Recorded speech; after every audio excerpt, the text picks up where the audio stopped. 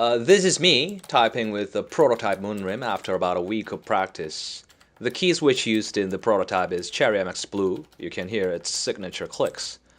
During the development, I had to often change the shape and the design of the keyboard to find the ergonomic setting that matches the anatomy, and the layout also had to go through many revisions because QWERTY, Dvorak, Colmag, or any layout based on the traditional arrangement can't directly be applied, so I had to experiment with something new. The plan is to use genetic algorithm to find the best layout because each layout can be automatically assessed by factors such as the finger travel distance or the repetition of the same finger. But for now, I've used the latest tentative layout for about a week. It's still far from perfect, and I make typos because of the habit of the previous tentative layout.